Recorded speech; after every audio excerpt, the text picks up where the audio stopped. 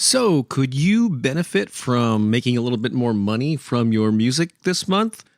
Are you good there? You don't need any help? You're working on other stuff? I assume that if you're a musician, if you're making music, if you have music available for sale, yes, the answer is most likely that affirmative, you could use a little bit more money. So this episode is all about 5 ways to generate more music sales. Are you ready?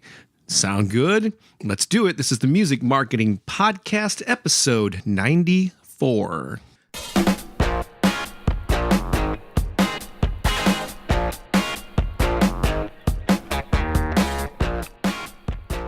Welcome to the Music Marketing Podcast. I'm your host, Bob Baker. And yes, on this episode, we're going to talk about 5 simple ways to generate more music sales. And this is actually an excerpt from a book that I published early in 2015 called The 5-Minute Music Marketer. I first released it as an ebook early in the year and then a little bit later as a paperback book.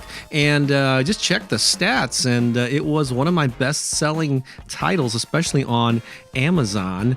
And so something about maybe the 5-minute, short-term, easy to implement aspect of the title was appealing, but I also filled it with a lot of great stuff, a lot of promotional activities that seriously can be done in 5 minutes or less. And so you no longer have excuses about, I don't have time to promote my music. You just got to get in the habit of doing small things on a consistent basis. Anyway, so this section I'm going to be referencing and reading from and riffing on is actually called 9 things you can do to generate more sales, but I'm just going to cover 5 of them.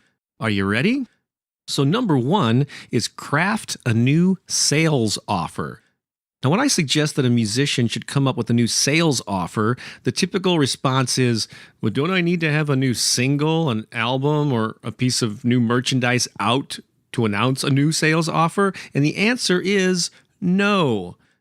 There are many ways to generate sales. So if you already have, an album or 2 out, or t-shirts or hats available, fans should already be able to buy those at your live shows and from your website, as well as on iTunes and CD Baby and Bandcamp and wherever, you have a shop set up.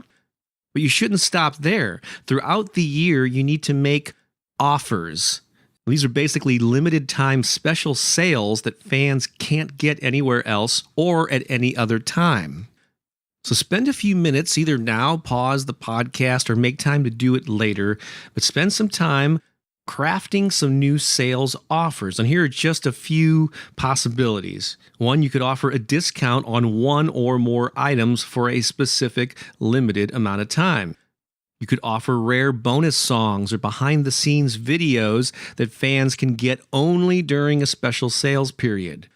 Now, grouping a number of your products, albums and merch, some kind of combination there, together into a specially priced bundle is also a really good idea for an offer. You could also offer a live streaming concert to fans for a small fee. This way you don't have to tour or hit the road. You just do it virtually online and put up a little admission fee. Or you could offer a special perk like music lessons or dinner with the band or a dream date or something to the highest bidder. But all you need to do right now is just spend 5 minutes generating a long list of possible money-making offers. And don't even judge them at this point. You can always evaluate them later. In fact, that's what we'll do in the next step, which leads to number 2. Plan your upcoming sales promotions.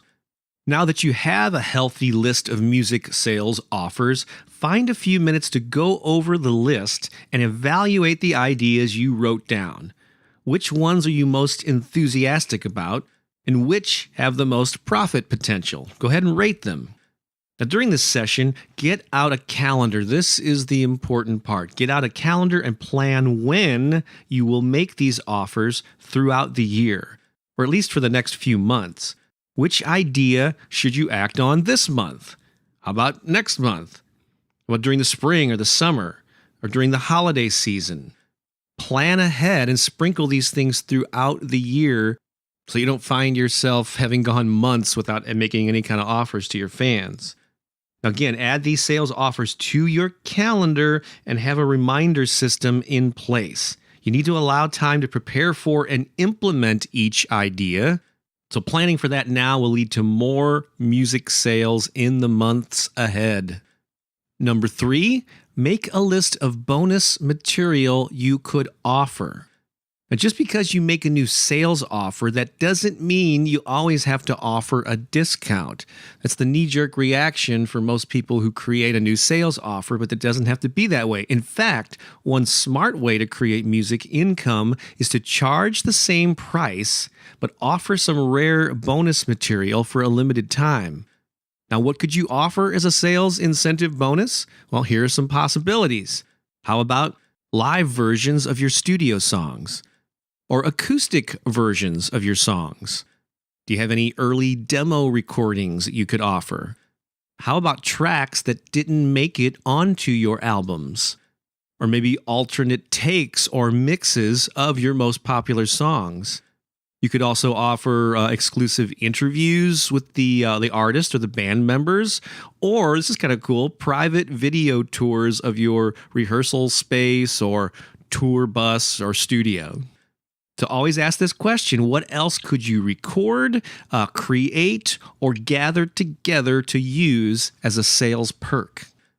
All right, number 4, brainstorm bulk sales opportunities. Now, most album sales admittedly do take place one fan at a time, whether it's at a live show or online, and that's great. But how might you sell 5, 10, or even 50 CDs at a time? Yes, I'm talking about physical CDs here because people usually don't buy digital music in bulk. So we're talking about the physical product here. So take a few minutes to do a brain dump of all the ways you might sell multiple quantities. Here's a personal story. An association of massage therapists in Florida once purchased 40 copies of my Soul Massage album, which is an electronic music project I did with my girlfriend. Even though the CD didn't feature massage music per se, the president of the organization liked the songs and the album name and gave them as gifts to her members.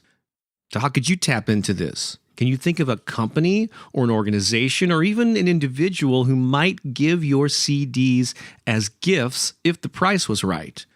What about a retail store, a doctor, a fitness instructor?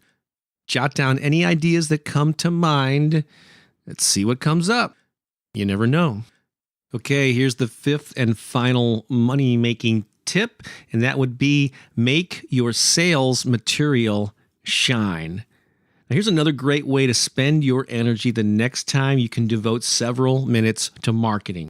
I want you to look over a piece of sales copy or promotional text. Yes, the word sales copy in this context references the words that you use to describe your music and make offers.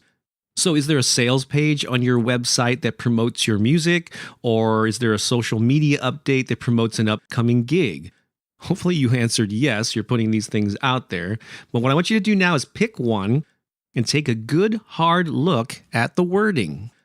Now, count the number of I and we references compared to the number of you references. Here's an example of an I, we reference. I'm playing Saturday night at Joe's Bar. I'm really hoping for a good crowd, so please come out and support me. That's kind of a typical announcement, to be honest. On the other hand, you references read something like this. Are you looking for a great way to spend this Saturday night? Joe's Bar is the place you want to be. I'm playing from 8 to midnight. You'll love the retro vibe and the beautiful people you'll hang out with. Hope to see you there. Notice the difference? The you-oriented version is much more compelling. It speaks directly to the fan and what they get out of it. The I-oriented version is all about the artist, and who cares? So make sure that your promotional text has a lot more second-person you references than first-person I and we references. So if your first draft or your existing draft is out of balance, take a few minutes and rewrite that sucker.